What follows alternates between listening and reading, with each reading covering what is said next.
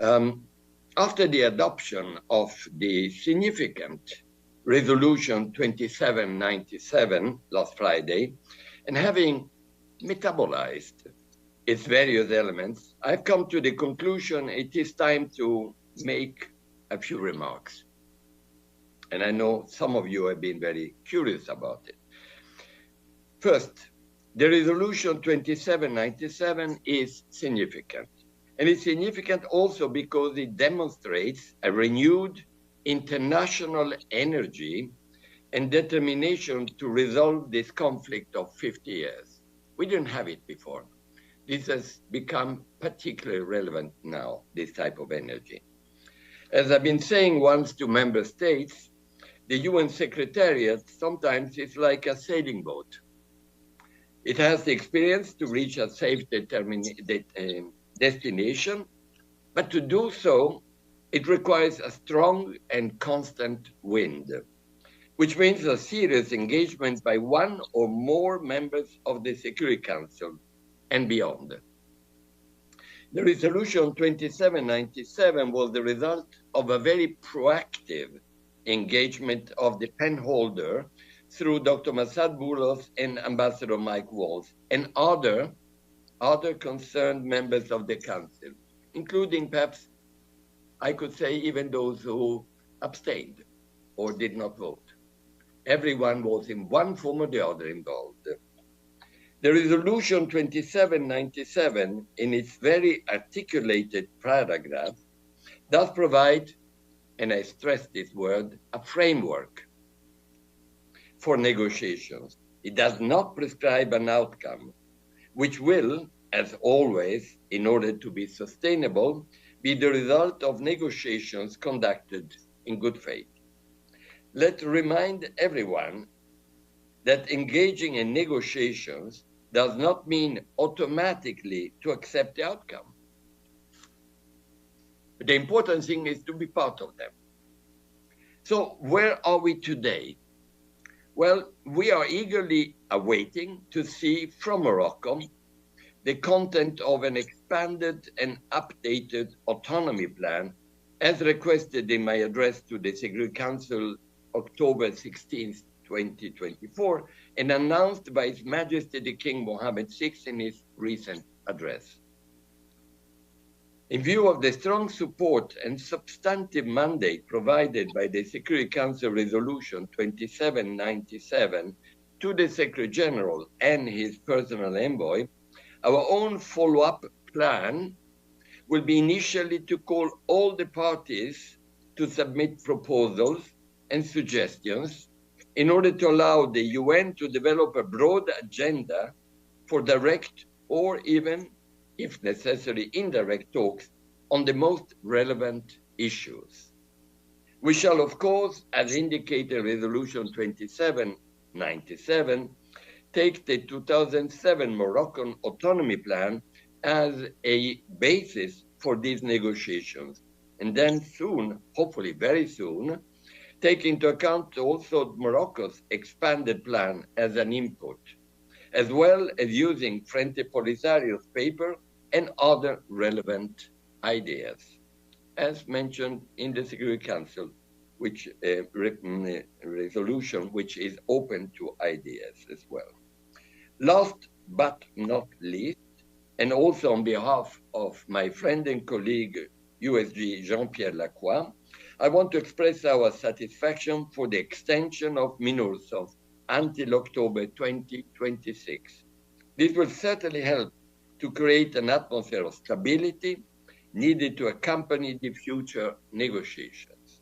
In conclusion, now starts the real work towards a mutually agreed solution of the 50 years old conflict.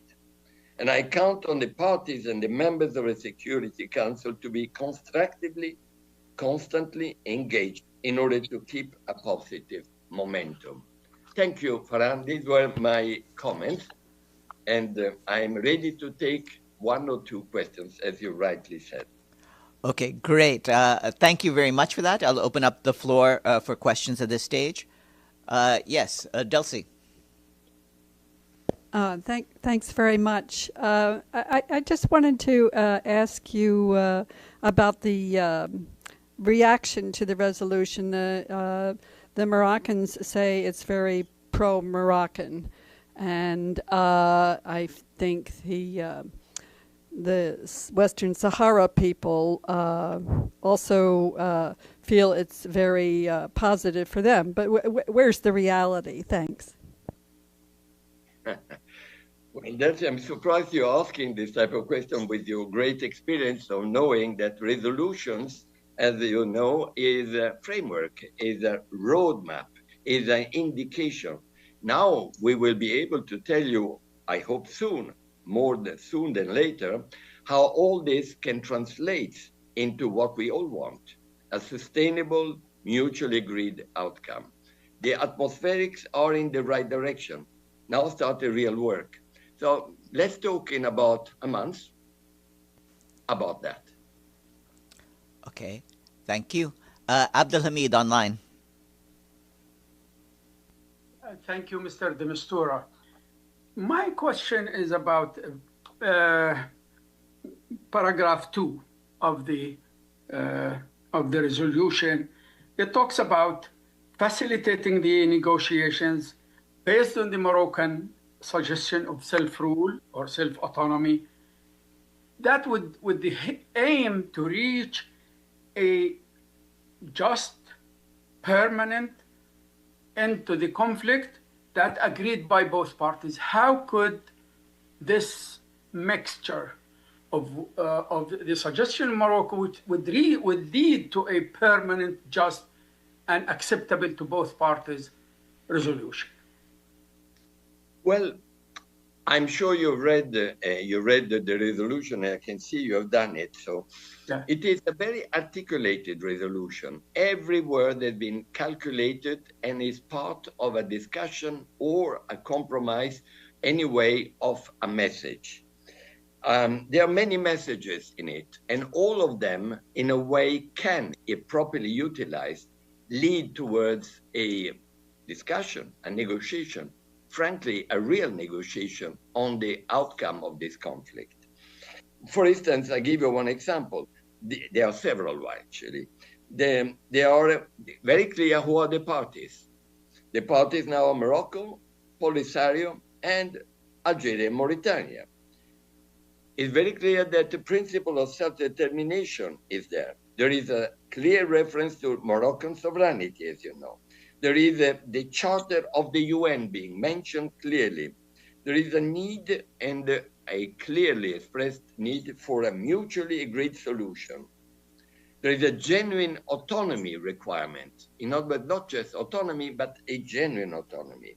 And there is an opening for submitting ideas to support a final mutually agreed solution. In other words, there is an option and a possibility for a genuine, real discussion. Of course, discreet at the beginning, hopefully then in a more open way.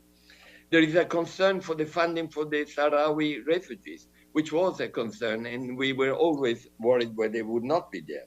There is a standard request for no preconditions, which will help the facilitators to actually avoid that there are immediately preconditions.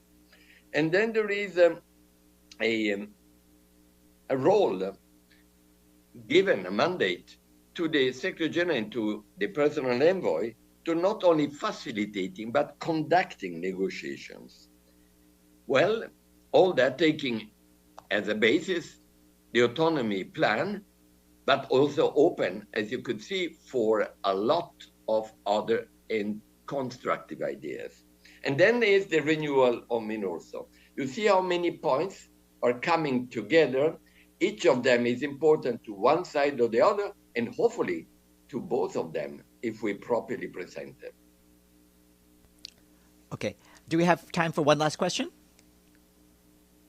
Yes, but that should be the last, I'm afraid. Okay. Evelyn. Yes, how do you do, sir? Evelyn Leopold. We've met over many years. Yes. Yes.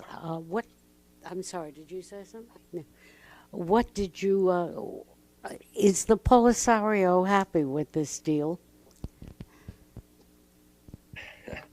Well, Evelyn, I think you should ask them, frankly. I would not ever paraphrase whatever the position on every part is there. What I do know that we are going to engage them following this resolution. And I hope they will be a part of this engagement. Thank you. Very much, Mr. de Mistura.